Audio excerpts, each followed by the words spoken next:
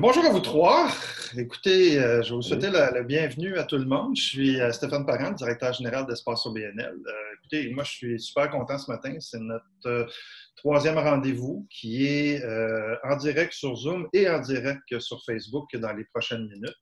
Ce qu'on va faire ce matin va aussi être enregistré et va être rediffusé sur notre chaîne YouTube puis sur Facebook après la présentation. Donc, si vous avez des éléments que vous voulez revisiter ou ainsi de suite, là, quelques temps après la rencontre, on va mettre la vidéo en ligne. Écoutez, les rendez-vous sont pour nous une occasion super intéressante. C'est une occasion gratuite qu'on met à la disponibilité de tout le monde de pouvoir rencontrer à la fois des gestionnaires puis à la fois des experts. Puis ce matin, je suis chanceux parce que j'ai à la fois trois DG qui sont des experts. Fait que ça, je peux vous dire que je suis très content ce matin pour pouvoir avoir différents sons de cloche sur les enjeux de santé mentale des gestionnaires d'OBNL. En introduction ce matin, juste un petit rappel sur les prochaines activités. Le 4 décembre, on a notre activité sur la redéfinition événementielle. Le 11 décembre, on va avoir un autre rendez-vous sur le même format que ce matin, mais sur le bénévolat après 9 mois de crise. Puis, il y a plusieurs encore des formations, des webinaires qui s'en viennent sur tout le mois de décembre. Je tiens à remercier Marie-Hélène et Joanne qui sont cachées en arrière, que vous ne voyez pas, mais qui sont présentes parce qu'ils vont être là pour faire le support technique et aussi acheminer vos questions. Ce matin, on va parler de santé mentale. C'est pas juste un sujet à la mode, c'est une priorité. J'ai la chance d'avoir avec moi trois invités. Je vais les laisser se présenter dans quelques minutes. Mais en guise d'introduction, juste peut-être brosser le portrait de ce qui se passe sur l'ensemble de notre milieu depuis quelques mois. Je pense que vous êtes tout au courant qu'il y a quelque chose, COVID, quelque chose du genre là, qui est arrivé. Là. Mais avant le COVID, on avait déjà plusieurs situations ou plusieurs enjeux de santé mentale dans l'ensemble du réseau des gestionnaires d'OBNL. Ce n'est pas quelque chose de nouveau. Par contre, ce n'est pas nécessairement quelque chose qu'on adresse depuis longtemps non plus. Fait que ce matin, je trouve ça super intéressant de pouvoir avoir tous ces gens-là pour en parler, pour à la fois revenir sur ce qu'on vit après COVID, mais ce qu'on vit aussi depuis le COVID aussi.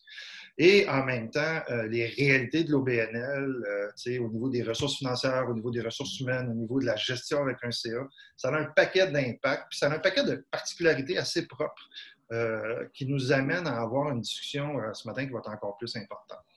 Écoutez, je commencerai en vous laissant vous présenter. Je commencerai par la politesse. Madame Fecteau, on va commencer avec toi, Geneviève, si tu veux bien. Là. Bonjour, Juste merci. te présenter rapidement. Là. Alors, oui, Geneviève Fecteau, je suis directrice générale de l'Association canadienne pour la santé mentale, à la fois de la division du Québec et de la filiale de Montréal. Je suis à l'association depuis maintenant 7 ans, DG depuis 3 ans. Mon parcours, en fait, je suis formée de l'École industrielle, relations industrielles de l'Université de Montréal, avec un parcours travail social et traduction. Et voilà, merci. Merci. Jean-Rémy.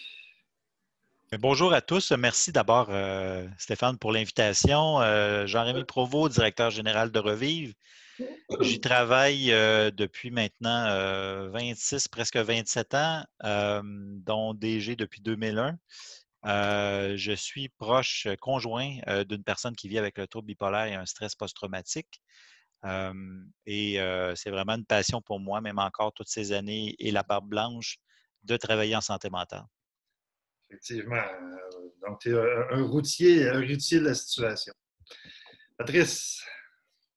Bonjour, Patrice Maccabé. Moi, avant d'être DG, je suis un papa de 3 enfants de 5, 10 et 14 ans. Je suis avec la même conjointe depuis 18 ans, une Saguenayenne. C'est important de le dire parce que pour moi, le fait que j'ai une petite tribu stable, c'est important dans mon rôle de DG. Je suis directeur de l'Alphabem depuis 2006. C'est ma première expérience de DG. Moi, je voulais être là pendant 2-3 ans. Finalement, ça fait bientôt 15 ans. Un peu comme Jean-Rémy aussi, moi, j'ai été touché aussi par la maladie mentale d'un proche. Moi, c'était ma mère qui souffrait de schizophrénie, maniaco-dépression. C'était pas trop clair à l'époque. Puis donc, j'ai un parcours d'un enfant avec avec une maman avec un problème de santé mentale. Puis depuis 15 ans, je travaille pour un organisme qui offre des services à l'entourage d'une personne qui est atteinte de maladie mentale, dont les enfants. Alors, pour moi, c'est sûr que mon travail fait beaucoup de sens avec ma vie. Puis, c'est un lien, une petite boucle que j'ai pu conclure avec le passé en même temps. Je trouve ça, merci de ces brèves présentations. Je trouve ça le fun de voir aussi que la santé mentale, c'est pas juste professionnel. Ça a des impacts aussi à la fois personnels. Puis, je suis curieux aussi de vous entendre sur ces jonctions-là entre le personnel et le professionnel, surtout dans vos backgrounds de gestion d'OBNL. Comment vous transigez ces éléments-là? Parce que des fois, comme travailleur, on a des éléments qui nous affectent à la maison, il ne faut pas le ramener au travail. Puis des fois, c'est l'inverse. On a beaucoup de choses qui se passent au travail, il ne faut pas le ramener à la maison. Comment vous le vivez? Peut-être, Patrice, vu que tu étais déjà parti sur cette ligne-là. Là. Ben, moi, il n'y a pas de distinction, en fait, parce que c'est peut-être pas bon, c'est peut-être pas un bon conseil, mais moi, il n'y a pas de... Le Patrice DG, le Patrice papa, le Patrice conjoint, le Patrice ami, il n'y a pas de différence entre ces personnes-là. Moi, quand je suis au travail, ben, c'est sûr que je peux avoir des préoccupations personnelles, mais quand je suis à la maison aussi, je suis beaucoup en réflexion sur mon organisation. Donc, pour moi, c'est pas une job, hein, c'est comme une vocation. Je suis investi de cette mission-là depuis que je suis tout petit. Ça a toujours été un choix de vie, un choix de carrière d'aller travailler dans ce secteur-là. Mon premier emploi, moi, c'était avec la Fondation des maladies mentales. J'ai fait la tournée des écoles avec le programme Solidaire pour la vie. Fait que ça a toujours été mon intérêt. Donc, tu sais, c'est comme dire à un joueur de hockey, ben regarde, arrête de jouer au hockey quand tu n'es pas payé. Tu sais, non, c'est une passion. Donc, pour moi, il n'y a pas de différence. Par contre, c'est sûr que le fait justement d'avoir une certaine stabilité à la maison, d'avoir des enfants en santé, d'être avec la même conjointe, d'avoir une certaine sécurité, ben, c'est sûr que ça m'aide à être mieux à mon travail. Si moindrement j'avais un enfant malade ou j'étais en instance de séparation, ben, ça viendrait aussi affecter mon travail. Puis dans le sens contraire aussi, quand on a vécu des crises à l'Alpha-même, c'est sûr que je n'étais pas très drôle à la maison non plus. J'imagine, oui. J'imagine. Jérémy, toi aussi, c'est une partie prenante aussi. Oui, ben, je suis un peu d'accord avec Patrice. On n'est pas des robots, c'est impossible. Je pense que dans le mauvais bon vieux temps, on dit à la personne, ben, tu es au travail, tu n'es pas chez toi, oublie tes problèmes personnels et tout ça, mais dans la réalité, c'est pas ça qui se passe.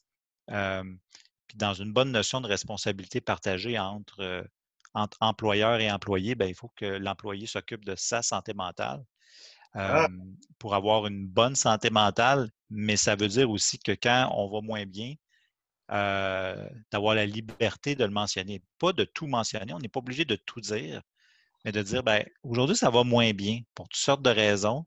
J'ai quelques difficultés, mais bon, ça enlève toute ambiguïté sur le fait que tu arrives avec une face longue à job, puis que les gens pensent qu'ils t'en veulent, puis là, toi, tu fais des associations. Ouais, on était en réunion hier, puis il n'a peut-être pas trop aimé ma joke ou il n'a pas aimé telle orientation. Puis là, ben, il me regarde bête à matin alors que ça n'a aucun rapport.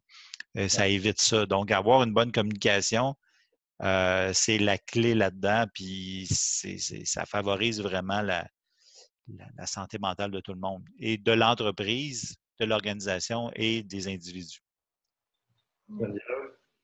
Ben oui, moi, bien que j'ai pas eu un conjoint ou un parent qui a souffert de troubles de santé mentale, j'ai quand même évidemment eu mes épisodes et personne n'est à l'abri.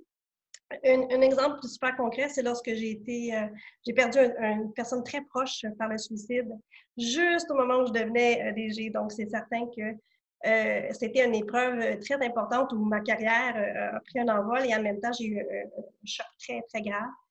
Et c'est là, dès le début, que je me suis rendu compte justement de l'importance de rester humaine dans mon rôle et de bénéficier moi aussi du soutien de mes collègues, au même titre que moi, mon rôle est de les soutenir aussi. Donc, dans la réciprocité aussi. Donc, on ne devient pas on ne transforme pas le lieu de travail comme un lieu de thérapie de groupe, mais n'empêche que la présence de nos collègues avec qui on passe énormément d'heures et devient très important. Et on ne peut pas cacher ou faire semblant qu'on ne vit pas des épreuves ou des hauts et des bas dans sa vie. Donc, ouais, je pense que c'est dans la transparence. L'équilibre entre être solide et vulnérable, c'est toujours important en tant que DG de se montrer quand même humain, tout à fait. Je suis curieux, Geneviève, on va continuer avec toi là-dessus. Puis je veux vous entendre aussi, messieurs, sur les outils que vous avez mis en place pour garder garder la confiance, garder, entre guillemets, la confidentialité, mais aussi développer une culture qui fait que les employés vont aller vous voir. Puis là, je dis les employés, là, mais je rajoute aussi la couche de bénévoles, puis les autres, toutes les parties prenantes qui sont autour de vous. Comment vous faites ça, vous autres, dans vos organisations en tant que DG? On va parler de votre rôle de DG après, là. Mais plus au niveau de la culture de l'entreprise, ça se traduit comment chez vous? Geneviève, on va... En étant nous-mêmes un organisme en santé mentale, ça va de soi, je trouve, de walk the talk. Hein? Donc, on doit appliquer nous-mêmes nos propres conseils idéalement et d'avoir nous-mêmes notre culture de prendre soin de soi. Donc, super concrètement, on applique nous-mêmes un des programmes de la CSM, une partie des programmes de la CSM qui s'appelle Ça va pas aujourd'hui. Donc, le matin, avant de commencer notre réunion d'équipe, quand on était en présentiel, on portait un macaron qu'on choisissait dans un lot qui illustrait un niveau d'émotion, comment on se sent en ce moment. Et ça ouvre le dialogue à dire, puis des fois dans la journée, on change, hein, ça ouvre le dialogue sur dire comment on se sent vraiment. Il y a aussi une façon très concrète de parler de son niveau de pression, comment va son niveau de pression, à quel point ton assiette est pleine. Donc, on aime bien y aller imager. Donc, on travaille avec un code de couleur, par exemple. Donc, aujourd'hui, c'est rouge. Aujourd'hui, c'est bleu. Donc, amenez-en, je suis capable d'en prendre. Aussi, c'est orange. Un est prévu, puis je bascule. Donc, on se donne des outils, puis on se les répète entre nous. Donc, prendre soin de sa santé mentale, ça devient notre culture à nous aussi. Au même titre que nous, on devient nous-mêmes la référence aussi pour nos partenaires et nos clients. C'est intéressant, parce que ça implique aussi une certaine conscientisation en rentrant dans le bureau le matin. Envers nous, parce que pour aider, il faut qu'on soit nous-mêmes le plus solide possible, évidemment. Rémi, chez vous, cette culture-là? Bien, c'est d'être authentique, très honnêtement, puis d'avoir une bonne communication. Ça a l'air tellement banal, mais c'est ça. À partir du moment où que les bénévoles, les employés, les membres du CA te voient authentique, autant dans les bons coups que dans les moins bons coups, je pense que c'est la clé. Il faut défaire un mythe, je pense, ce matin, là, pour ceux qui nous écoutent, de voir ou de se voir comme étant sans faiblesse et d'être seul au sommet et tout ça. Moi, je veux défaire ce mythe-là. On n'est pas seul. On est en gang. Oui, on est la personne qui peut prendre la dernière décision, mais on fait tout le temps, on prend tout le temps cette décision-là en équipe, en amont. Puis après ça, oui, des fois, il faut trancher, bien sûr. Mais je veux défaire ce mythe-là. Puis justement, à partir du moment qu'on va moins bien des fois, le mythe, c'est de dire, ben, je ne veux pas présenter une faiblesse, hein, parce que qu'est-ce que les autres vont penser? La fameuse maladie d'Yvon, ils vont penser ci, ils vont penser ça. Il faut défaire ce mythe-là. Puis à partir du moment qu'on est authentique, puis qu'on voit le DG dire, ben, ouais, ça va moins bien aujourd'hui, ça fait en sorte que les gens, quand eux vont moins bien, vont dire, bon, ben, OK, j'ai un espace, un environnement qui me permet ça. Puis, curieusement, ça fait en sorte que la personne est plus présente au travail, est plus productive. Ça, la production, on pourra en reparler, hein, il y a une connotation négative, mais il y en a une positive là-dedans. Mais c'est ça, c'est l'authenticité. Puis je veux qu'on revienne à l'élément de solitude tantôt, parce que comme DG, c'est quelque chose qui est commun aussi. Puis c'est une position pivot que vous avez. Mais on va y revenir, Jérémy. Patrice, je suis curieux de savoir chez vous, cette culture-là est présente comment?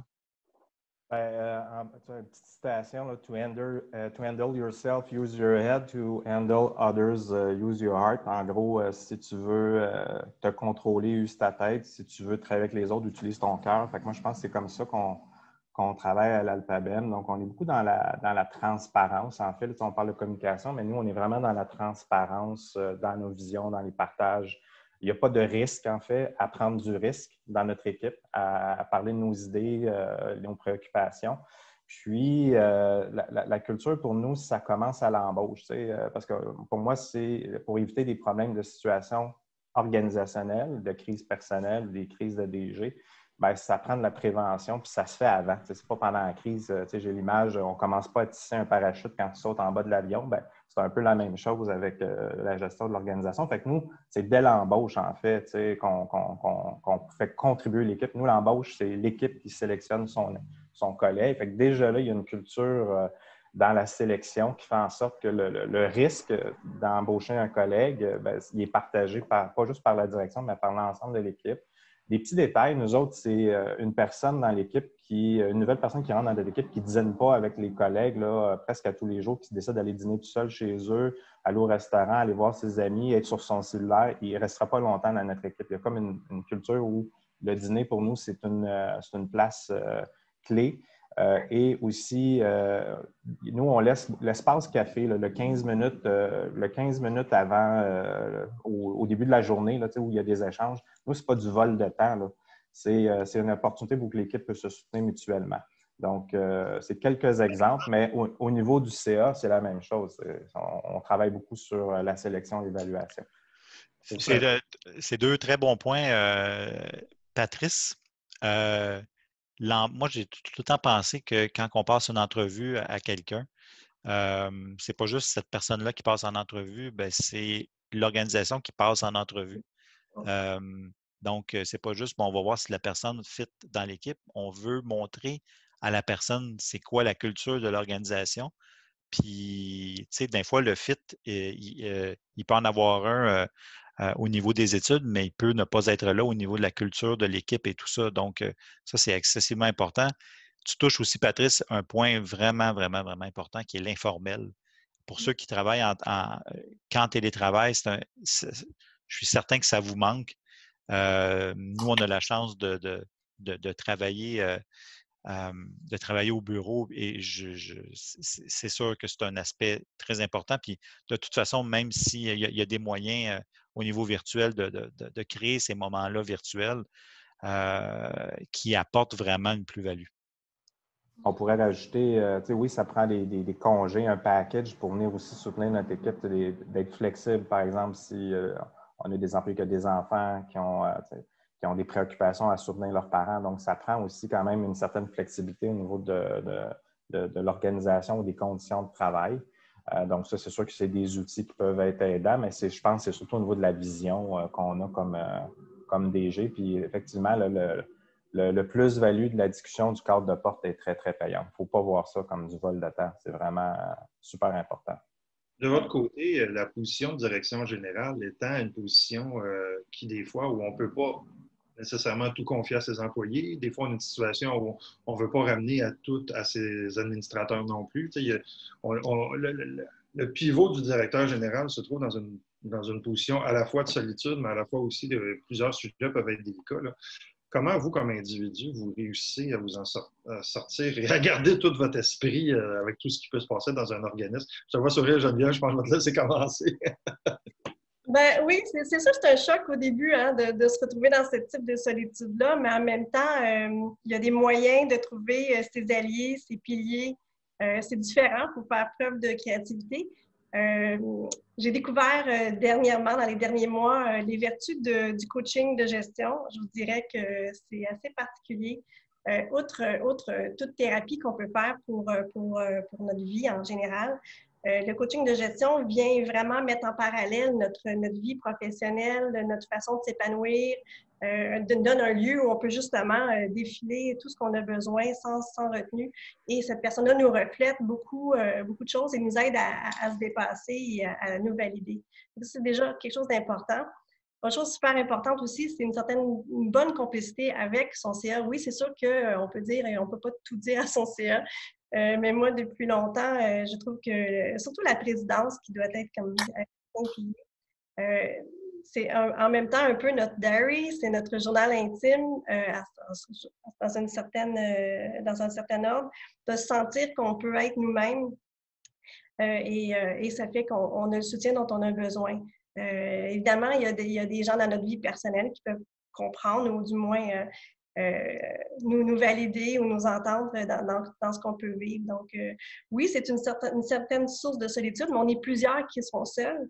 Donc, entre nous, entre DG, c'est important d'avoir une communauté de pratique, avoir des alliés, des liens entre pairs, puis à IRS, formels ou informels. Donc, ça, c'est vraiment important d'avoir ces buddies. Même pendant la pandémie, il y en a quelques-uns, comme juste un petit texto, ça va, tu tiens le coup. Ça fait vraiment du bien de savoir que notre DG vit des choses semblables et puis de se faire un petit 5 à 7 virtuel une fois de temps en temps. Donc, ouais, ne pas avoir peur de se connecter avec d'autres DG aussi. Patrice? Oh oui, vas-y. Non, vas-y, Patrice, vas-y. Moi, la solitude, en fait, pour moi, c'est pas un obstacle, au contraire, c'est un besoin. Je pense que quelqu'un qui veut occuper un poste de DG, je pense qu'à un moment donné, il va falloir qu'il accepte ce fait-là. Il y a comme un aspect de solitude, de réflexion. En tout cas, là, je parle pour moi, mais pour moi, c'est un besoin d'être seul aussi. J'ai besoin de cet espace-là. Je vais aller chercher, tu sais, dans le temps de la pandémie. Malgré ça, j'avais besoin d'être sur mon balcon, m'amener tout seul, prendre un verre devant le feu, réfléchir. Moi, c'est un besoin. Mais tu sais, j'en ai parlé tantôt. J'ai une mère avec une maladie mentale. Je me suis retrouvé sur la protection de la jeunesse. Je me suis retrouvé isolé de force. Fait que là, peut-être c'est un biais personnel, mais pour moi, c'est vraiment un besoin de me retrouver seul. Et c'est sûr que c'est plus facile pour moi d'assumer ce rôle-là de direction en étant bien là-dedans. Par contre, d'avoir des relations privilégiées avec les présidents, moi, j'ai été choyé comme déjà à l'Alphabet. Les 3 présidents qu'on a eus depuis que j'étais à la direction, c'est des gens avec qui j'ai vraiment une relation très transparente. Puis on est rendu à un niveau de qualité de gouvernance où moi, je suis totalement transparent avec mon CA. Donc ça, c'est sûr que c'est super aidant, mais d'avoir une relation privilégiée avec son président, c'est fondamental. Et moi, personnellement, mon rôle de DG, mes préoccupations, je ne peux pas en parler avec personne alentour de moi. Il n'y a personne dans mon environnement personnel pour qui je peux parler de ce que je vis au quotidien comme DG, mes préoccupations. Bon, ça, c'est peut-être mon problème. Mais heureusement, je participe, moi, à 2 clubs de gestionnaires. J'ai vu, Stéphane, là, que tu vas mettre en place quelque chose de virtuel, mais nous, ça fait presque 10 ans que je participe à un club de gestionnaires à Laval, puis j'en ai un autre aussi avec des DG d'associations de famille comme l'Alphabet. Donc, s'ils sont à l'écoute, je les salue, mais ça, c'est des ressources clés, là. Moi, si tu es DG, tu arrives dans une organisation, essaie de te créer un groupe de gestionnaires pour pouvoir, d'entraide de gestionnaires. Là. On ne parle pas toujours d'outils, là. C'est super aidant. Peut-être juste continuer sur ce que tu dis, Patrice, puis ça va me permettre de parler de certaines des choses qu'on a mis en place parce qu'on ressentait le besoin.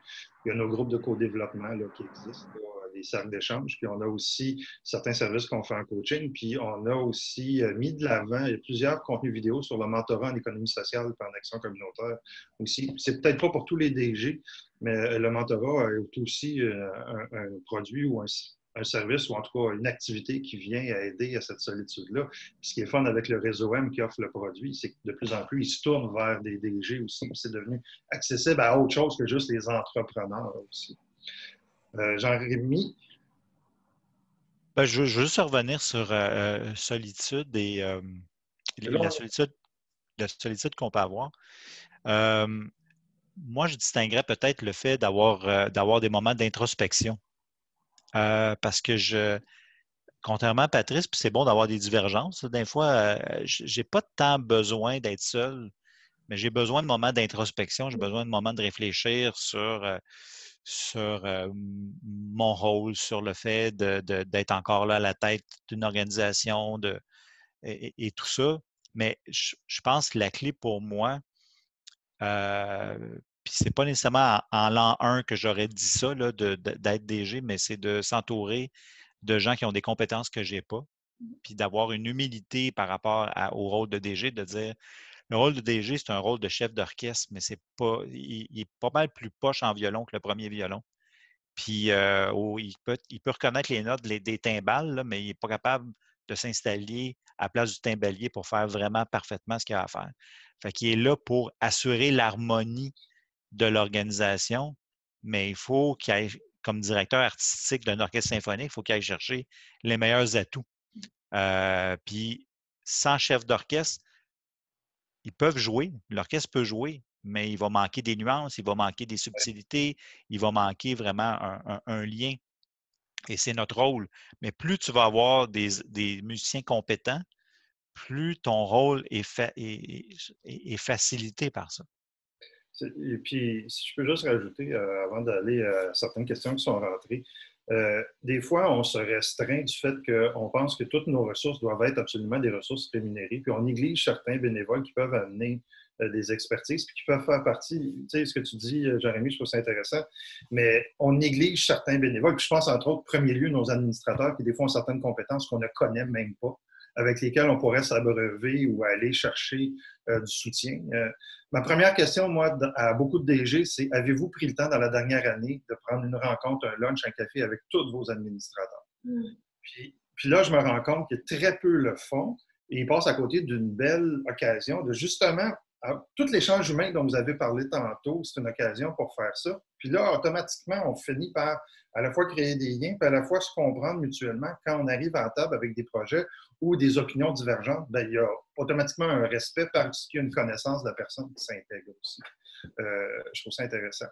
J'ai Marie-Chantal qui pose une question super intéressante. Elle travaille dans les maisons de jeunes, puis elle a des équipes qui ne sont pas sur les mêmes périodes, ils sont sur des chiffres. On voit ça aussi dans les ressources intermédiaires, où beaucoup de types de clientèle ont des horaires étalés. Puis comment on amène tout le petit côté informel, puis tout le petit côté qu'on est capable de à la fois voir aller nos équipes quand on a des équipes sur, entre les guillemets, là, sur des chiffres. Là. Jean-Rémy, tu veux-tu, je sais pas, qui veut se lancer? Je pense que si c'est des chiffres différents, c'est de voir est-ce qu'il y a des périodes tampons où les gens se retrouvent au même endroit? Est-ce qu'il peut y avoir un moment canné dans l'horaire pour que les gens puissent entièrement se réunir? Est-ce qu'il y a une activité extérieure en dehors des heures rémunérées? Ça peut être ça, de planifier une fois à temps de temps pour que tout le monde puisse se voir. Puis ça peut être à la fois mi-travail, mi-ludique, de se permettre de favoriser vraiment une cohésion. Là. Puis très spontanément, moi, je sonderais le terrain auprès des gens. Encore là, je n'ai pas la prétention d'avoir la réponse, mais plutôt la prétention de dire tâtons le terrain, puis voyons ensemble comment on peut justement réunir tout le monde. Est-ce qu'il y en a qui ont des bonnes idées là-dessus? Puis ensemble, on pourra trouver une solution. Puis c'est en tâtant le terrain qu'on peut voir est-ce que le besoin est partagé par tout le monde? Est-ce que c'est juste une partie des gens? Puis ça ne veut pas dire que ce n'est pas important si c'est juste une partie des gens, mais en tout cas, sonder le terrain. Parce que dans le même cadre, il y a aussi tous ceux qui ont des gestions d'équipements délégués. Je pense à ceux qui sont à la gestion des parcs régionaux, des zoos, ainsi de suite. Tu n'es pas physiquement nécessairement avec ton équipe. Mais, puis, dites-moi si je me trompe, mais est-ce qu'il n'y a pas un rôle au chef d'équipe aussi? Est-ce qu'on n'a pas une certaine formation à donner, une certaine approche à donner à nos responsables? Tu peux avoir coché de la tête, là, Patrice. Là, je ne sais pas si on change de question. Ben, on est dans la suite de dire qu'est-ce qu'on fait avec les équipes qu'on ne voit pas. Oui. En fait, moi, ça part encore de la culture de l'organisation parce que le nous arrive vite, en fait. Puis comment on réussit à créer justement une culture organisationnelle qui est rassembleuse, où les gens sont engagés, comprennent leur rôle, voient la cohérence dans la gamme de services qui est offerte à nos clientèles. Là, ça va donner beaucoup de sens. Puis oui, je suis d'accord avec Jean-Rémy, il faut avoir des moments où on se rencontre. Il peut y avoir plein de stratégies regarde, on va faire vivre le parcours de l'employé dans différentes périodes pour qu'il puisse comprendre le rôle de son collègue, ça c'est sûr. Il faut célébrer, je pense que c'est quelque chose qu'on a oublié. Moi, j'ai oublié dans le cadre de la COVID, on l'a fait récemment, mais ça a été un peu mon erreur d'oublier de célébrer les bons coups qu'on a faits en équipe durant cette période-là. Mais à la base, je pense que c'est toute la question de l'engagement. Puis nous, des bénévoles, je veux dire, on en a, là, mettons, des bénévoles professionnels, des gens qui viennent de l'extérieur de l'organisation, plus d'une dizaine là, qui ont vraiment des compétences très, très précises. Puis assez rapidement, ils utilisent le « nous ». Ils ne parlent pas de « vous autres », ils ne parlent pas « vous ». Fait que ça veut dire qu'on a réussi à créer quelque chose qui amène beaucoup de fierté aux gens. Puis je pense que c'est ça qui est rassembleur. Geneviève. Dans le formel puis dans l'informel, c'est important quand même que des gens qui contribuent au même but, au même objectif, d'avoir non seulement un sentiment d'appartenance qui est commun, mais savoir qu'on co-construit puis qu'on contribue chacun. Et dans la co-construction, dans le formel aussi, on peut tellement apprendre d'une équipe à l'autre selon les circonstances. Nous, ça ne s'applique pas actuellement, mais dans une ancienne vie, je l'ai vécu avec des programmes de jour, des programmes de soir, des drop-in de week-end où j'étais dans un autre organisme. On avait des moments, au moins à tous les mois, où tout le monde se réunissait, pas juste pour prendre un verre, ça faisait partie du plaisir à la fin, mais au début, c'était vraiment une mise en commun des expériences qui pouvaient se servir mutuellement. et de sentir vraiment qu'on est vraiment dans le même bateau ensemble. Donc, c'est très important, en effet, de mobiliser ces chefs d'équipe-là pour qu'ils puissent initier aussi ce besoin-là. Puis en tant que DG, de mettre en place, parce que ça n'arrivera pas d'une façon spontanée. Il faut que le DG, en tout cas du moins avec ses acolytes, mette en place ces dispositions-là, ça n'arrivera pas par hasard. Donc, des rencontres par mois, vraiment mettre une plage horaire dans un battement de chiffres, c'est une bonne idée, en effet, j'ai des battements de chiffres, mais des fois, c'est pas possible. Donc, la clientèle peut être un peu sur pause ou de côté, ou dire, on a vraiment une période où on se consolide ensemble en tant qu'équipe, puis c'est pour le bien de la clientèle aussi. Ce que tu dis, il y a deux questions qui sont rentrées qui font référence directement au fait que là, tout le monde est en télétravail, la dynamique de Zoom. Est-ce que tout ce que vous venez de dire, ça s'appliquerait, mais qu'il faut juste l'adapter? Donc, si je résume, là, c'est de prendre des moments, d'avoir de l'informel, d'être capable de rassembler son monde, de leur donner un certain meaning, je cherche mon terme en français, là, mais une certaine exactement. Je suis curieux de vous entendre sur ce que vous vivez aussi à distance, puis ce que vous voyez autour de vous, qui seraient des bonnes pratiques sur la gestion de la santé mentale. Pas juste la gestion de la santé mentale, mais aussi, je pense, à vous écouter, c'est tout l'aspect plus humain en général aussi. Oui. La différence entre communiquer et connecter aussi, il ne faut pas oublier. Avec les défis du télétravail, et notre vie sur Zoom, Teams, etc., on surcommunique, mais il faut se questionner si on a vraiment l'occasion de vraiment connecter. Fait que ça peut être... je pense pas qu'il y a vraiment de potion magique là, ou de recette unique pour tout le monde, mais puis, ça se peut de faire des essais-erreurs. Il y a des choses que j'ai essayées depuis le début de la pandémie qui n'étaient vraiment pas géniales, qui n'ont pas fait de résultats attendus, puis il a fallu que j'essaie d'autres stratégies, puis j'ai mis à contribution mes collègues qui ont fait eux autres aussi des essais, et il y en a qui ont fonctionné, d'autres qui n'ont pas fonctionné. Donc, oui, ça peut être des soirées de jeux de société. Peu importe ce qu'on a besoin de faire, des zooms plus précis, des zooms avec une thématique, des zooms, peu importe. Il faut l'essayer, il faut le faire. Il faut apprendre à se servir de la plateforme aussi. C'est tout. Oui, ça, c'est sûr. Parce que j'aime juste la fonction des sous-groupes, par exemple, si on a une grosse équipe, on peut faire avec la fonction des sous-groupes. Je viens de le faire avec un autre groupe dernièrement, puis les gens ne connaissaient pas la fonction du sous-groupe. Fait à connaître les outils, on peut développer des activités qui vont nous permettre de remplir ce qu'on faisait en présentiel, de le faire en numérique en partie là, aussi. Jean-Rémy, tu veux-tu ajouter quelque chose sur le côté virtuel de nos activités actuellement?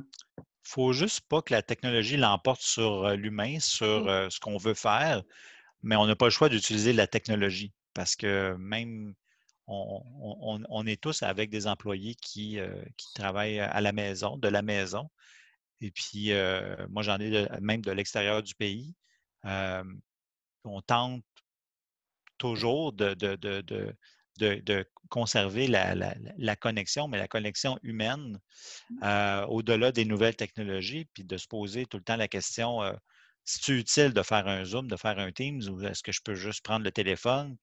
À quel moment je peux avoir une conversation seul avec un employé qui est à distance ou toute l'équipe et tout ça. Mais puis je suis d'accord avec Geneviève, on essaie toutes sortes de choses. On vit une période hors du commun, hors proportion. Puis l'humain étant ce qu'il est, on tente de mettre tout dans les petites cases, mais on a une faculté d'adaptation incroyable. Je pense qu'on est immensément résilient. Puis le fait d'adopter une position où on se dit, ben, on tente des choses, on avance, puis si ça ne fonctionne pas, si c'était pas ce qu'on espérait, ben, on change, puis on avance. Il ne faut pas avoir la prétention d'avoir toutes les réponses là, ces temps-ci. Donc, mais le plus important, c'est de se répéter continuellement.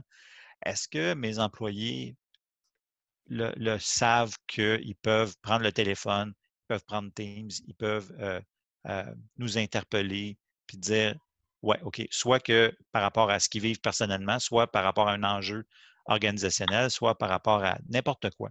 Est-ce qu'ils ont encore ça? Est-ce qu'il y a des choses qu'on échappe? Je dis souvent aux employés, dans une évaluation annuelle, si j'arrive et je dis ben il y a 6 mois, il y a telle affaire qui est arrivée, tu fais mal ta job. normalement, une évaluation annuelle, là, ça devrait regarder l'ensemble de la chose et non des choses qui sont passées puis que tu ne dis rien. Donc, est-ce que les employés, au fur et à mesure, sont en mesure d'exprimer une idée pour un peu changer, d'entendre une insatisfaction, etc., etc.?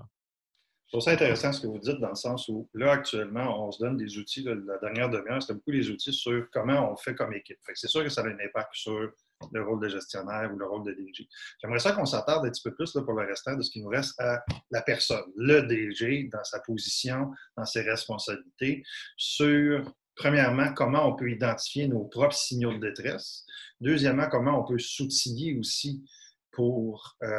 on a parlé un peu des groupes de co-développement, des groupes de pairs, ainsi de suite, là, mais je suis curieux aussi de vous entendre sur les différents éléments qui sont plus proches de l'entité qui est entre le conseil d'administration et les autres parties prenantes, employés, bénévoles, partenaires. Peut-être, Patrice, commencer avec ça. Là, comment on demeure vigilant face à notre propre état de santé mentale? Parce qu'on vit, des fois, on va être complètement découragé. D'autres fois, on va arriver dans certaines situations, on va se rendre compte qu'on jubile. C'est des montagnes russes, là, la direction générale. C'est des intrapreneurs aussi, il faut déjà le dire en partant. Là. Fait que ces montagnes russes-là, on les gère comment et on les tempère comment? Je dirais que, tu sais, l'expression, c'est facile de conduire un bateau quand la mer est calme. N'importe qui peut faire ça, tu sais. Donc, tant sur le plan personnel que professionnel, moi, j'en ai vécu des expériences traumatisantes. Okay? Donc, j'en ai parlé tantôt avec l'histoire de mon passé, mais comme DG, on a eu des crises, tentatives de putsch, problèmes de gouvernance, difficultés RH. Là. Tout ce que je vois quand je rencontre des DG, les défis, j'ai pas juste eu des défis négatifs, j'ai eu des défis positifs. On a on a eu des grandes réalisations depuis que je suis DG. Donc, ces expériences-là, ben, c'est sûr qu'aujourd'hui, quand la crise de la COVID est arrivée, pour moi, je n'étais pas en mode panique. Au contraire, moi, c'est tout ralenti. Puis j'étais beaucoup mieux équipé pour faire face à ces défis-là. Donc, premièrement, c'est sûr qu'un DG qui n'a pas vécu de crise dans ses expériences va peut-être avoir un peu plus de défis à y faire face ou va peut-être être plus en mode panique. C'est la même chose au niveau personnel. Les personnes qui ont eu l'opportunité de vivre la résilience personnelle ou professionnelle, de rebondir, bien, ils sont mieux outillés à faire face aux défis de l'avenir. Donc ça, moi, je dirais aux DG qui vivent une première crise, bien, c'est peut-être difficile, mais profitez-en, apprenez de ça. Vous allez vraiment être mieux outillés pour les prochaines, parce qu'il y en aura d'autres. Sinon, moi, j'aime bien le truc de Luc Vigneault, qui est comme un des personnages très connus en santé mentale. Puis lui, quand il faisait une conférence, il parlait des garde-fous. Lui, il disait quand j'allais pas bien, je permettais à quelqu'un dans mon entourage personnel puis dans mon entourage professionnel de me dire quand j'allais pas bien. Puis je trouve que c'est un truc super simple. Donc, si comme DG, des fois, on est très bon pour observer les autres, d'accompagner les autres, mais on n'est peut-être pas les meilleures personnes pour s'auto-observer, de permettre à quelqu'un de notre entourage professionnel de nous faire des commentaires sur comme, écoute, j'observe, tu as de la plus irritable, tu as de la plus fatiguée. Donc, de lui donner l'accès à ça. Même chose au niveau personnel. Donc, les garde-fous, quand on est sur la route, ça nous empêche de sortir dans le clos. Là. Ça serait un petit truc, je pense, qui est super simple. Si ça a été utile pour Luc, je pense que ça peut être utile pour des DG. Puis, je pense que ça va ouvrir la discussion aussi sur un aspect peut-être qu'on n'a pas abordé sur nos préoccupations, nos enjeux personnels, les défis qu'on rencontre. Puis, on peut peut-être même découvrir chez l'autre qu'il vit la même chose. Donc, ça serait peut-être mon petit truc du matin. Il y avait une question qu'on a reçue avec les gens qui se sont inscrits, puis je vais l'amener comme ça, un peu comme si on était à la télévision. Là. J'ai une question en deux plans. La première question qui était posée, c'est entre l'équilibre entre la persévérance et l'entêtement.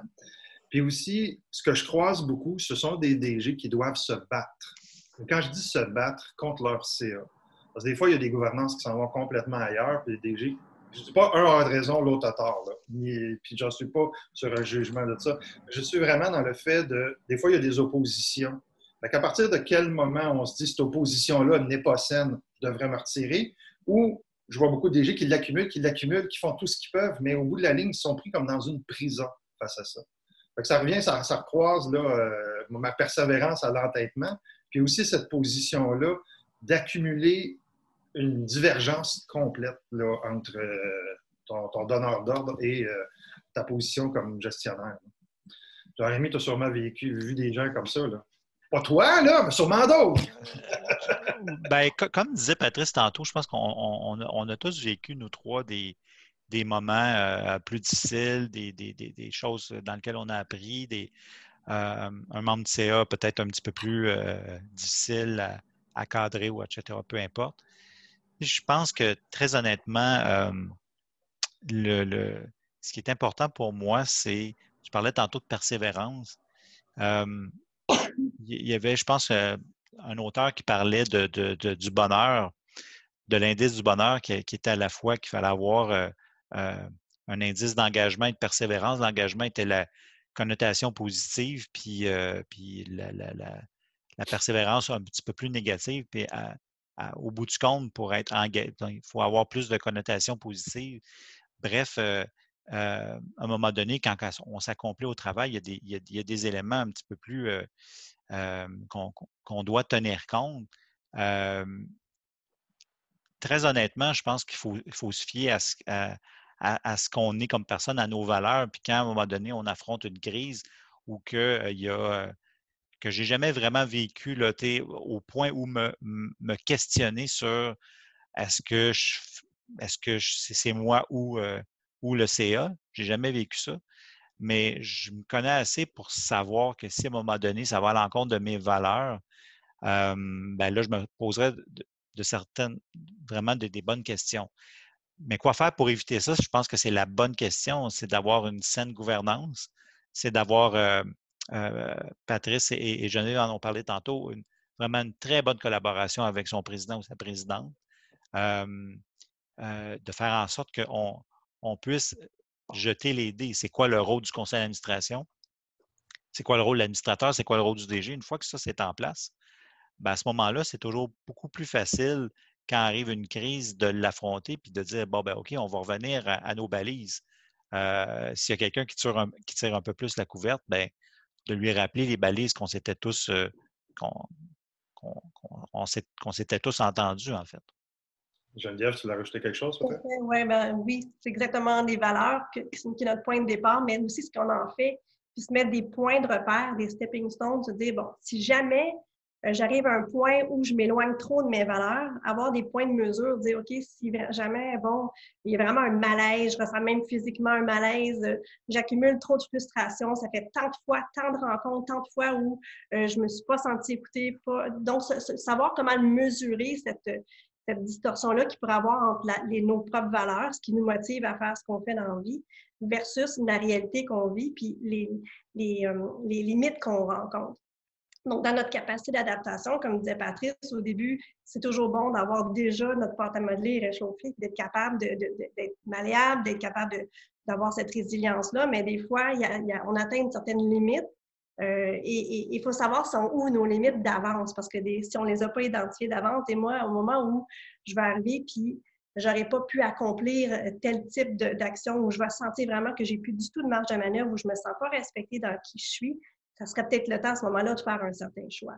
Mais c'est des limites d'avance, puis dans ces moments d'introspection-là, on les vit soit seul, ou soit avec son groupe de pairs ou son coach, puis on se les rappelle de, OK, moi, c'est ça mes valeurs, c'est ça qui me guide, ça, c'est mon plan de développement personnel et professionnel.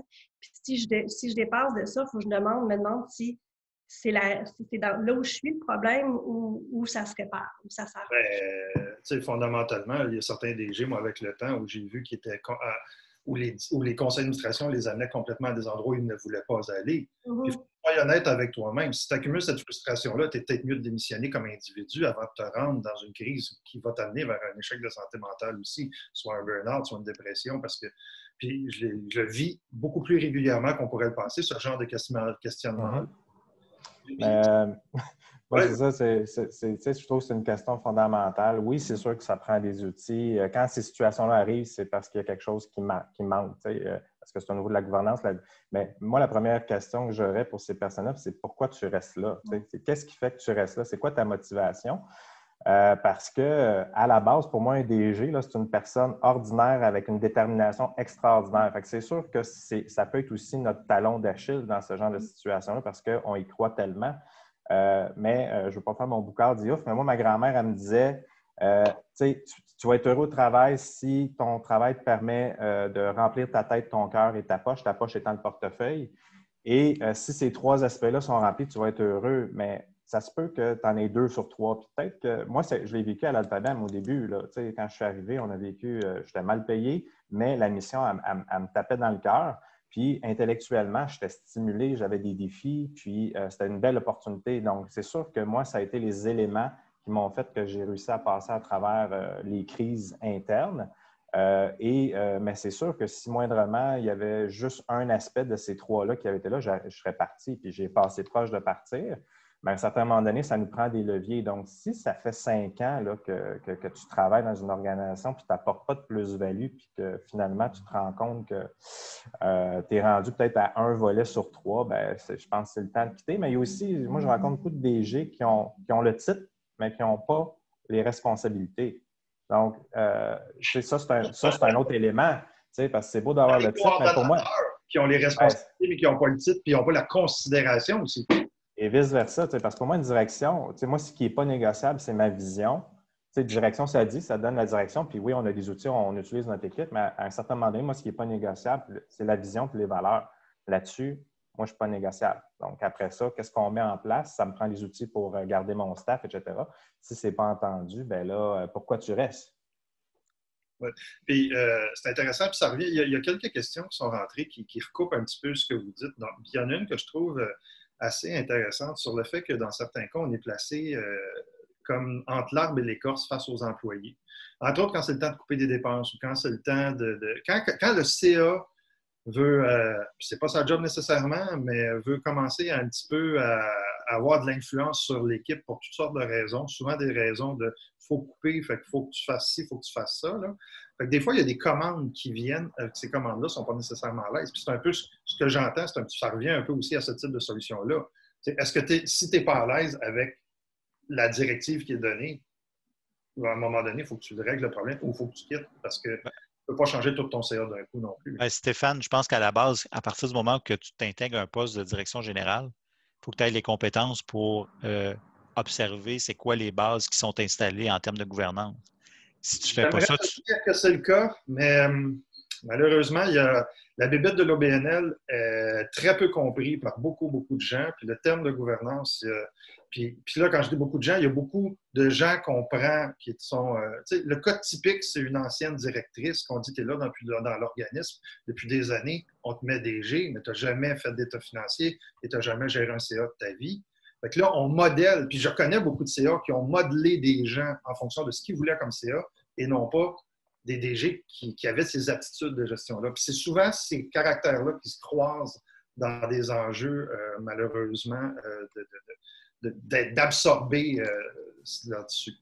Bien sûr, j'en conviens, mais je pense que la tribune de ce matin est là aussi pour dire que ça existe des organisations qui ont une saine gouvernance, puis il faut passer par là.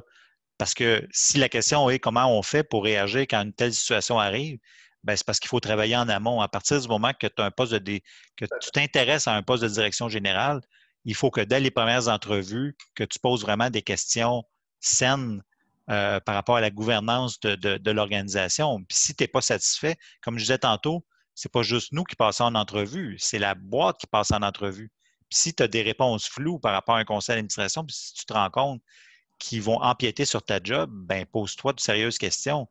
Puis c'est beaucoup plus facile de prendre une décision à ce moment-là que de dire OK, je vais prendre le poste, puis après ça, tu es empêtré dans des situations que tu décris. Ouais, ça se travaille aussi, tout ça. Bon, c'est sûr que ça dépend où là on arrive dans la vie de l'organisme. On arrive des fois alors qu'on a un CA qui est là installé, parqué depuis des années, ou encore qu'il y a un roulement super fort où on est entre les deux. Donc, tout dépendant de ce qu'on est, ça se construit, ça se travaille. Puis on peut initier une démarche des fois de conciliation, une démarche d'accompagnement, une démarche de formation, un dialogue super ouvert on a quelque chose qui se passe. Et ça peut provoquer que c'est peut-être pas nécessairement les DG qui quittent. Des fois, c'est les gens dans le CA qui doivent quitter et les amener des fois à leur demander, êtes-vous là pour la bonne raison? Êtes-vous là pour faire avancer? Est-ce qu'on est en train de travailler ensemble? Donc, ça se fait, puis il y a des façons de l'adresser. Je pense que le mot d'ordre, c'est de le dire, de l'adresser, parce qu'on, contrairement des fois à nos équipes, on ne les a pas toujours choisis, nos administrateurs. Ils étaient là avant, ils sont élus, ils arrivent avec... On a plusieurs façons de recruter nos membres du CA. Mais des fois, ça arrive, puis tu deals avec les personnalités qui sont là, puis tu ne peux pas toujours avoir le dernier mot sur qui va siéger et de donner certains cues. La différence entre la directive, le conseil, une vision globale, vraiment parler sur c'est quoi les attentes mutuelles, puis c'est où la responsabilité d'un commence, puis celle de l'autre. Donc, je pense que, puis au moins annuellement, de faire un genre de prise de conscience plus globale. Est-ce que le CA a fait avancer l'organisme? Est-ce que le CA a vraiment accompagné son DG? Est-ce qu'il a donné ce qu'il fallait pour faire son travail? Ou il a toujours mis des bâtons dans les roues? Fait qu'une auto-évaluation doit se faire aussi au niveau des CA. On évalue beaucoup les DG, mais les CA aussi doivent s'évaluer et avoir un feedback aussi entre eux et de la part du DG. C'est pour ça qu'on a sorti ce printemps un outil, je ne sais pas si vous l'avez vu passer, l'outil d'auto-évaluation des conseils qu'on a mis en place. Ça atteint ça aussi. Écoutez, le temps passe vite. Il y a un des sujets qu'on n'a pas couvert que je trouve absolument vital, puis il porte un petit nom très court, il s'appelle Léo. Écoutez, je trouve ça super important dans le cadre de la discussion qu'on a, parce que c'est sûr qu'aujourd'hui, en 1 heure et quart, on ne réglera pas tous les problèmes de l'humanité. Puis la gestion d'OBNL, c'est quelque chose de complexe. Et il peut y avoir plusieurs causes à une pression puis à un inconfort d'un DG ou d'un gestionnaire. Là. Je pense que juste les dernières 5 minutes qu'on vient de discuter sur la gouvernance, là, ça peut être multiple. Mais il y a des solutions qui existent. Puis une solution qui est relativement récente, c'est la mise en place de Léo par le Comité sectoriel de main-d'œuvre en économie sociale et en action communautaire. Puis je trouve que c'est important d'en parler. Je vais peut-être te laisser, Patrice, un petit peu nous présenter le principe, le système, puis un peu aussi en quoi ça a solutionné des cas aussi. Je pense que tu es le mieux placé pour en parler.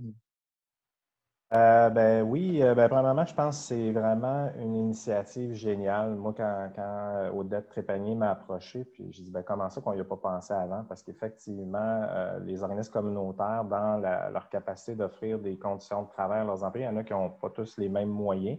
Puis, d'offrir, dans le fond, un programme d'aide aux employés à des travailleurs, des travailleuses, des bénévoles, des ex-employés du communautaire. Moi, j'ai dit, c'est quasiment ridicule qu'on n'a jamais pensé à ça ou que ça ne s'est pas fait avant. La crise de la COVID a accéléré cette opportunité-là. Puis, l'Alphabem, nous, on est opérateur de ce service-là depuis le mois de juin. Je trouve que c'est un autre bel outil parce que quand on parle de détresse psychologique, émotionnelle, il y en a qui ont besoin de recevoir un service plus individualisé. On a parlé des groupes d'entraide de gestionnaires qui est une autre formule. Il y en a qui vont utiliser leur réseau personnel, mais il y en a qui ont vraiment besoin de pouvoir échanger avec un professionnel. Puis, c'est un peu l'intention de la ligne, dans le fond, c'est d'offrir aux organisations l'opportunité d'accéder à un programme de soutien psychologique pour les employés. Puis, c'est gratuit. Dans le fond, on offre 5 rencontres qui peuvent se faire par téléphone ou virtuellement. Ça s'adresse à tout le monde. C'est sûr que si toi, tu es un gestionnaire, puis ça va bien, mais que tu es préoccupé par la santé mentale de ton équipe ou de ton CA ou tes bénévoles, c'est un super bel outil que tu peux offrir à ton équipe avec une vision de bienveillance. Et moi, je sens que c'est difficile pour mon équipe qui vivent des choses personnelles. On n'a peut-être pas les leviers à l'interne pour faire ça ou les expertises. D'offrir ce service-là, ce soutien-là, c'est intéressant. Puis ce qui est le fun, c'est que ça s'adresse aussi aux bénévoles. Donc, les administrateurs peuvent vivre des choses là-dessus. Puis, au niveau des gestionnaires aussi, on parlait tantôt on est bienveillant avec notre équipe, nos familles. Souvent, on est des piliers à peu près dans toutes les sphères de notre vie, mais on prend soin de nous en dernier. Il y a l'opportunité de vraiment l'utiliser comme gestionnaire aussi. Présentement, là, quand on regarde les stats, c'est à peu près 23 des gens qui utilisent la ligne en ce moment qui sont des gestionnaires. Fait que moi, c'est sûr que c'est un petit côté pour lequel je suis fier parce qu'effectivement, on se retrouve des fois dans des situations isolées, critiques. Il y a peut-être des gens qui ont perdu leur emploi aussi qui peuvent utiliser cette ligne-là. Donc, voilà. Il y a plein de données en ce moment qui sont super intéressantes, mais à retenir, comme gestionnaire, vous pouvez l'offrir à votre équipe, à vos bénévoles, puis vous pouvez aussi l'utiliser pour vous. Ouais, je pense que c'est un nouvel outil qui est plus spécifique aussi à notre milieu, ce qui est intéressant aussi. Oui, puis, excuse-moi. Excuse-moi, Oui. Stéphane, je voulais juste mentionner que quand les gens appellent en ce moment, parce que nous, on essaie de capter un peu la situation là, en ce moment, c'est au niveau du besoin là, prioritaire. Fait que si vous essayez de penser qu'est-ce que votre équipe pourrait avoir besoin, là, c'est vraiment au niveau personnel de santé mentale, le stress, l'anxiété qui est reliée. Donc, si vous vivez du stress ou vous avez des enjeux de déprime, c'est pourquoi les gens nous appellent. Il y a aussi la portion climat de travail toxique. Donc là, l'employé peut le vivre, le gestionnaire peut le vivre, l'administrateur peut le vivre. C'est pas mal les deux sphères pour lesquelles les gens appellent présentement, malgré les autres sphères sur lesquelles on aborde avec les gens. Il y a deux questions qui sont rentrées qui retournent à peu près à partir du même thème, qui effectivement se focalisent beaucoup avec ce qu'on vit face à la crise depuis quelques mois. La crise pour plusieurs conseils d'administration a été perçue comme un problème opérationnel. Fait qu'on a transféré beaucoup la responsabilité d'aménager, de faire, puis de développer des nouvelles choses au DG, sans nécessairement que les CA se soient appropriés. Ça a été dans beaucoup d'organisations, je l'ai vécu, j'ai eu des échanges, puis les questions qui rentrent sont effectivement comme ça. Ça a été transféré comme responsabilité.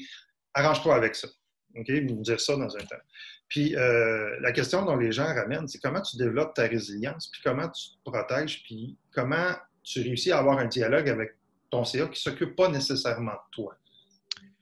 Ben, Stéphane, là, il faut parler de l'éléphant dans la pièce qui est la pandémie.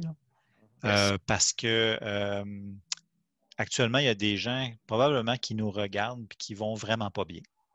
Puis Léo est un service indispensable, mais il y en a qui vont mais vraiment pas bien. Entre autres, Vive, on est là pour aider les gens qui vivent avec l'anxiété, la dépression et un trouble bipolaire. Le haut taux de l'anxiété approche les 50 %. C'est du jamais vu. Hors temps de guerre, là, c'est quelque chose qu'on n'a jamais vécu ensemble. Puis actuellement, il y a des DG qui vont vraiment pas bien. Il y a des gens dans leurs équipes qui vont pas bien, mais il faut se le dire.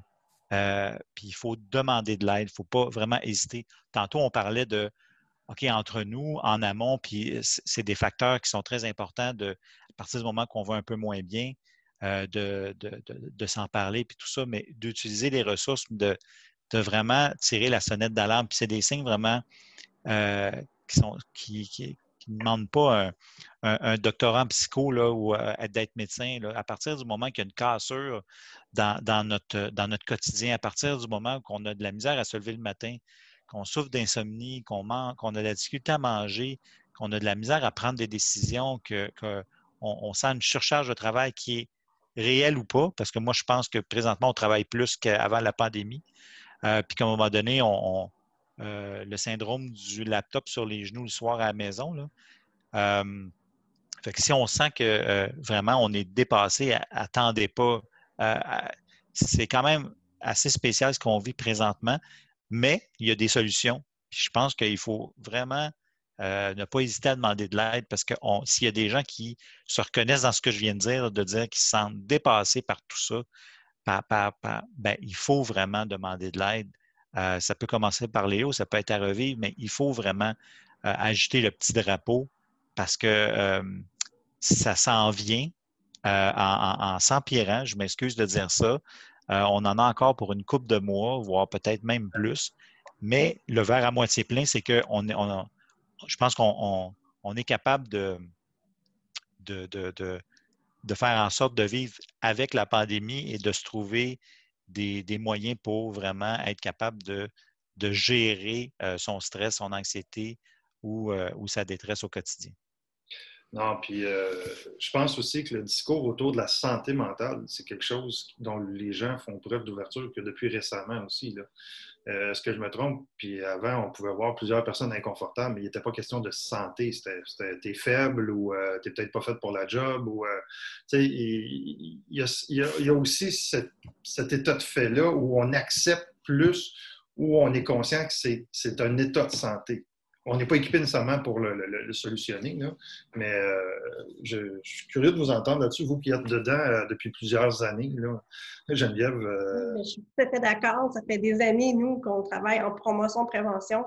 on a toujours eu l'impression de parler une autre langue pendant des années, même par rapport à nos bailleurs de fonds ou des partenaires potentiels, quoi que ce soit. Travailler en amont, c'était pas très sexy, c'était pas très payant de travailler en amont par les promotions et de prévention. Puis la santé mentale, en effet, a toujours passé après la santé physique. Et on avait de la difficulté à convaincre les gens dans le lien de la santé globale. Et si en effet, on parle de la pandémie subséquente ou parallèle qui est celle de la santé mentale qui va durer pendant plein d'années, beaucoup d'années après la pandémie actuelle de la COVID, n'empêche qu'il va y avoir quelque chose de positif qui va en sortir, puis en plus de l'argent qui est en train d'être injecté dans notre réseau en ce moment, c'est justement cette ouverture de dialogue. Là, on a découvert, il y a plein de gens qui n'avaient vraiment pas pris conscience ou s'est avoué qu'il y avait une santé mentale et qui se sont rendus compte que, ouf, attends, moi-même, je ne suis pas à l'abri et qui expérimentent des situations puis, qui ont été demandées de l'aide ou qui ont avoué qu'ils pouvaient en avoir besoin. Donc, si c'est quelque chose que ça peut faire, c'est d'avoir mis sur toutes les lèvres la santé mentale et donc on peut maintenant parler de comment on fait pour prévenir puis faire la promotion. Donc, c'est la bonne nouvelle là-dedans. Mais en même temps, il y a soit accepter que ce qu'on vit, c'est un problème de santé, comme un diabète, comme un autre type de maladie. Je pense, est-ce que je me trompe de dire que les gens que je croise au quotidien qui ont des enjeux puis qui sont vraiment, ils se sentent au bout du rouleau. Jean-Rémy, je te remercie d'avoir mis le doigt dessus, là, vraiment, puis de le dire aussi clairement. Là. Mais est-ce qu'on n'a pas aussi plusieurs personnes qui ont le symptôme de l'imposteur puis qui ne veulent pas se l'avouer à eux-mêmes, qui sont dans une situation qui est problématique? Bien, je vais prendre la balle parce que justement, ce qui est ressorti dans la ligne Léo, c'est que ceux qui ont demandé de l'aide, au début, c'était presque 100% des gens qui ont utilisé la ligne Léo, c'était des gens qui avaient déjà consulté un professionnel par le passé. Donc, c'est comme ceux qui ont utilisé un outil par le passé, qui ont vu les bienfaits, ce sont les personnes les mieux placées pour demander de l'aide. Donc, le message, c'est effectivement, si tu te reconnais dans les symptômes qui peuvent ressembler à la dépression, l'anxiété, on ne parle pas de maladies, de problèmes de santé mentale majeurs comme la schizophrénie, là, qui est assez évident, mais des fois, les symptômes montent progressivement. Bien, oui, il faut demander de l'aide. Puis c'est sûr que comme association de famille, bien, souvent les proches aussi sont bien placés pour voir son ami, son conjoint, son enfant, où là, on commence à avoir un changement de comportement. La personne n'est pas comme avant, ça dure dans le temps, il n'y a pas de signe d'amélioration. Bien là, c'est sûr aussi que les familles peuvent aussi aller chercher de l'aide. À l'Alpabem, il y a sinon le réseau Avant de craquer, où les gens peuvent aller chercher des associations de familles comme l'Alpabem.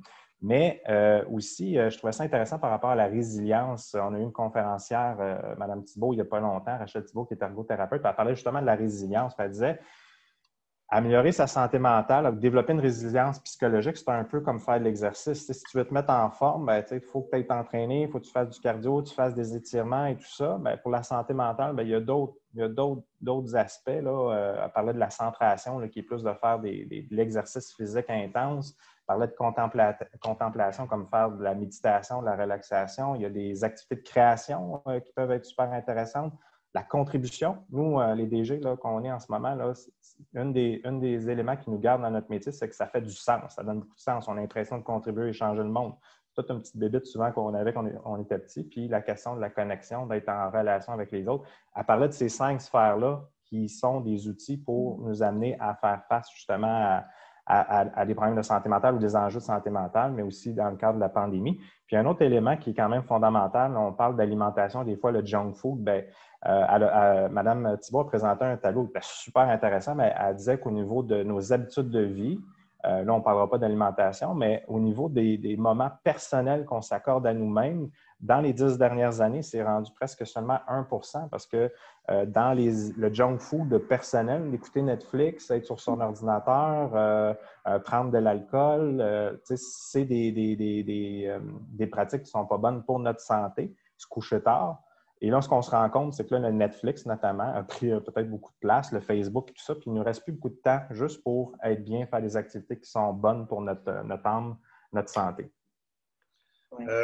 2 choses, parce que ça rentre comme commentaire. Madame Thibault, tu vas nous envoyer les coordonnées, Patrice, parce qu'il y a des gens qui veulent l'avoir. On va les ajouter. les liens, vous avez plusieurs liens vont être inscrits, puis on va vous les envoyer par courriel, puis ils vont être mis aussi avec les textes de la capsule quand on va mettre la capsule sur Facebook et sur YouTube. Écoutez, il y a une ou deux dernières petites choses avant qu'on finisse. La première étape, je tiens encore à vous remercier. Je pense que on ne peut pas régler le problème de tout le monde ce matin, mais on a une responsabilité de conscientisation. Puis je pense que l'objectif est atteint ce matin, en tout cas pour moi. On va envoyer des outils. Il y a des gens qui envoient des commentaires qui disent qu'ils vivent, qui sont en crise de santé mentale, ils veulent savoir comment s'en sortir. Puis si moi, je retiens ce que vous dites, c'est demander de l'aide. Que ce soit, puis vous avez 3 organisations qui offrent de l'aide sur une forme ou sur une autre.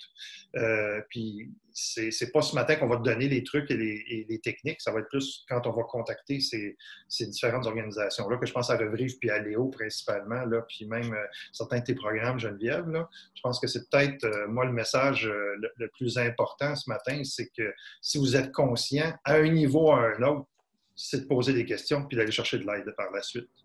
Je pense que oui. Ben, le message, Stéphane, c'est qu'on est tous concernés. Oui. Geneviève, j'abonde dans le même sens de Geneviève par rapport à la promotion et la prévention de la santé mentale. Ça a été longtemps occulté, puis je pense que la pandémie a apporté ça de positif. C'est bête à dire, mais c'est vrai, on n'a jamais autant parlé de promotion de la santé mentale, avoir une bonne santé mentale.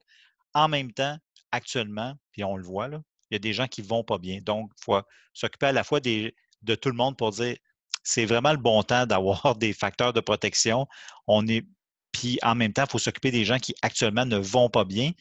Et l'objectif, c'est de faire en sorte que les gens puissent mieux vivre au quotidien malgré la présence, par exemple, de l'anxiété, d'une dépression ou un trouble bipolaire. Puis c'est de dire aux gens, il n'y a personne qui est à un degré zéro de l'autogestion. On pose tous des gestes dans notre quotidien qui nous font du bien. Puis la meilleure façon de se rétablir, c'est de poser des gestes comme, par exemple, appeler une ressource. À partir de ce moment-là, on se met déjà en action. Même si on est en détresse, même si on a une méga angoisse, on se met déjà en action. Puis c'est le début vraiment d'un rétablissement à ce moment-là. Oui, ce n'est pas une perte de contrôle, ce n'est pas un geste de faiblesse. Même quand on est en situation de direction ou de direction, c'est au contraire. En effet, c'est un geste justement d'empowerment. Mot de la fin, Patrice, ça t'appartient? Je sais que tu aimes ça mettre de la couleur dans ta conversation. C'est le temps. Je trouvais que Jean-Rémy avait un beau mot de la fin. C'est sûr qu'il faut être aussi, je pense, là, je vais porter mon chapeau à l'Alpadem, que comme proche, de voir un membre qu'on aime sombrer dans de la détresse, ça nous atteint. Si on est nous-mêmes atteints d'un problème de santé mentale ou on vit de la grande détresse, il faut être conscient que ça a un impact sur nos enfants. Donc, aussi, penser à l'entourage, aux enfants, à aller chercher de l'aide. Il y a des ressources. Puis, effectivement, la première action, c'est peut-être d'être au bout de la ligne. Merci. Je pense, si moi, je peux rajouter peut-être un petit quelque chose que je trouve important, c'est que très souvent, on se retient de consulter parce qu'on ne veut pas atténuer ou on ne veut pas diminuer la portée de la mission ou la portée de l'organisme. Mais en réalité, tout ce qu'on fait, c'est qu'on va l'hypothéquer si on tombe au combat. Donc ça, je pense que si on veut s'assurer que nos organismes continuent d'avancer parce qu'on y tient, puis parce qu'on veut porter nos missions, puis parce qu'on y croit, il faut qu'on s'occupe de soi en tant que gestionnaire avant tout. Parce que beaucoup de monde compte sur nous, que ce soit des CA, les prestataires, les bénéficiaires, puis je pense que c'est important. Je vous remercie à vous trois. Écoutez, très intéressant ce matin, très essentiel aussi. Je trouve ça le fun qu'on ait pu prendre le temps. Je suis très, très heureux de votre participation ce matin. Tous ceux qui nous écoutent, écoutez, s'il y a quoi que ce soit, vous pouvez nous envoyer des questions, on va les acheminer. On va vous envoyer les liens aussi dans un courriel dans les prochains jours et vous allez avoir aussi sur les contenus qui vont être mis en ligne les différents détails. Je vous souhaite une bonne fin de journée, un bon week-end, profitez-en. Comme Patrice disait, faites de la méditation, de la contemplation, de la création, puis on se revoit à la prochaine fois. Bonne fin de journée. Puisque vous avez visionné notre vidéo jusqu'à la toute fin, nous vous invitons à visiter notre compte YouTube pour du nouveau contenu à tous les mois. Nous créons des capsules avec des personnes inspirantes pour rapprocher, inspirer et informer les gestionnaires d'OBNL de tous les milieux.